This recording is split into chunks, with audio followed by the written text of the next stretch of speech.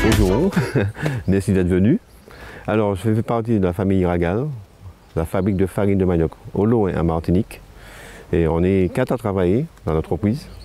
Et on est la sœur et 3 frères, ainsi que moi-même. Alors, ça fait la 5e génération qu'on travaille dans la case à manioc. Et que les parents nous ont laissé une entreprise très chaleureuse qu'on veut maintenir, très maintenir par rapport, parce qu'ils ont beaucoup donné pour avoir, et on ne va pas laisser comme ça partir un truc. Et comme il y a les nièces qui sont intéressées, on va pouvoir leur donner la suite de la succession de l'entreprise. Voilà le manioc, tu vois, qu'on a ici. Elle est toute verte, pâle. Alors on connaît les variétés de qu'on voit les feuilles. Comme on s'y connaît, on va détecter tout de suite c'est telle variété. Parce que dans le manioc, il y a le doux et amer, mais il y a plusieurs variétés. En fait. Alors, au niveau, celle-là c'est le Camanioc, après il y a Saspagna, il y a Baudier-Bail, et bon, c'est les anciens qui avaient donné leur nom, ils connaissent très bien.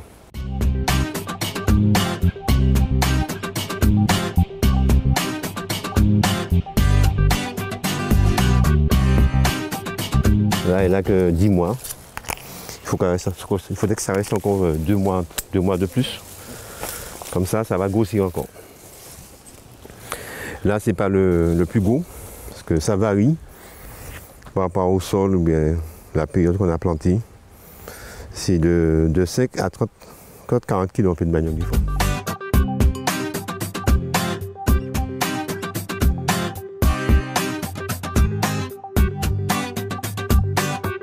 On est toujours au nord, mais pas comme Morne Rouge, Saint-Joseph dans les hauteurs en fait. Là c'est un peu sec, mais je pense que ça va donner.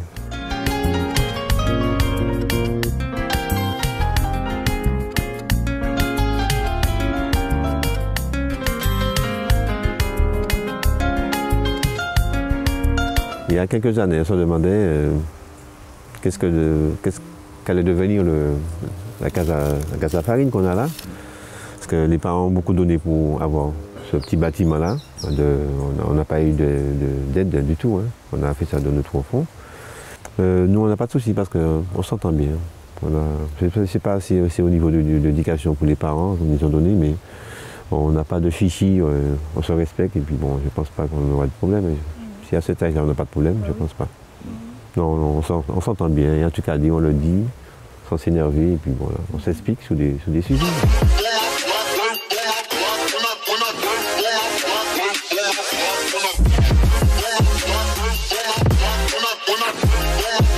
La première phase du manioc, c'est après récolte, dans les champs, c'est l'épluchage. Hein. On regarde comment fait ma soeur, et un ami qui est avec nous. On épluche avec les économes. À l'époque, on grattait à l'époque des parents avec un couteau. Mais là, on est passé à la phase comme les pommes de terre, la carotte avec des économes. Et c'est plus rapide.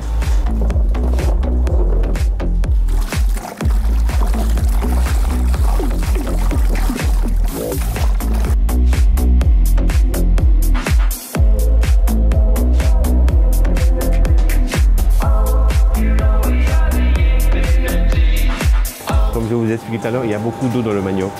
Regarde. On prend ce jus-là. Il faut le faire presser.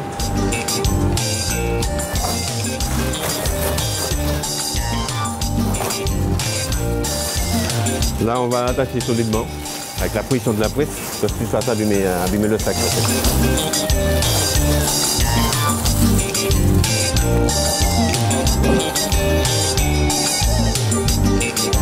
Avec la pression, ça se fait très vite. Voilà. On a un problème de sac, parce qu'il n'y a pas les sacs comme avant. Tout ce qui était de bonne qualité, ils ont enlevé sur le marché en fait. Alors on va tourner par à coup, par répéter continuellement. De temps en temps, on va presser. Et après une heure et demie de pressage, on obtient une farine compacte, bien pressée, mais il y a toujours encore un peu d'eau. Alors, pour enlever l'eau, il faut faire la cuisson avec du feu de bois en fait. Avant de faire la cuisson, je vais tamiser. Elle commence bien épais, c'est devenu compact. Alors on va faire le tamisage. Tout le monde sait tout faire, tout le monde. Ma soeur, mes frères, moi-même. On utilise tous les corps du métier sans problème.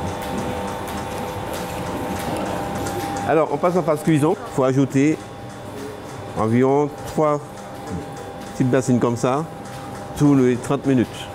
Tu ne peux pas mettre d'un tout parce que ça va dans la farine comme la farine de froment. En poudre, il faut les grains dans le manioc, la farine. Il faut les grains pour avoir le goût et pouvoir quand c'est cuit. Même au niveau de la batteuse, c'est fait maison aussi. Hein, on a créé ça par nous-mêmes avec un ami qui connaissait un petit peu. On est resté quand même 5 ans à chercher ce système-là. C'était pas facile à faire quand même. Et on met juste 100 kg dans la batteuse qu'on a terminé. En fait, on obtient 20 à 15 kg de farine. On a 75% de perte. Je vais insister parce que les gens ne comprennent pas. Des fois, le produit il est cher. Il y a le coût de revient. Il y a les bois, il faut payer du monde, c'est pas évident.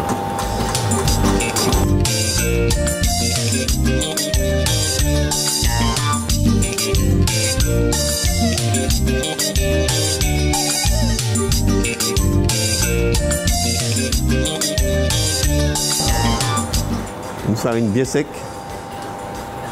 Là, il n'y a plus de soucis. Là, c'est consommable. Avec tout ce qu'on veut. Les haricots, la lentille, tout ce qu'on veut. Alors, lui, c'est Gérard. C'est le frangin là. D'accord. Là, il est en train de poser une jambon fromage. Une couche de farine.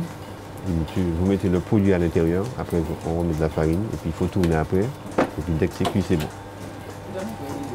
C'est jambon fromage. C'est des produits pas 100% naturels. Mais le mardi, c'est le jour de visite ici en fait. On reçoit beaucoup de visiteurs qui viennent, qui prennent dans les 10, 15 cassards des bouts de farine. Non, on est connus, les gens connaissent notre produit. Non, ils ne regrettent pas. Hein. On travaille avec des grands hôtels comme le Simon à Fort-de-France. Ouais, le chef Ravin travaille avec nous. Il préfère notre farine pour travailler tous ces recettes à Monaco. Ils prennent notre farine pour le restaurant à Monaco, plus à Simon à Fort-de-France. Il fait des taboulés, des semoules de manioc. Dans tous ces menus, il y a de la manioc de Ragal.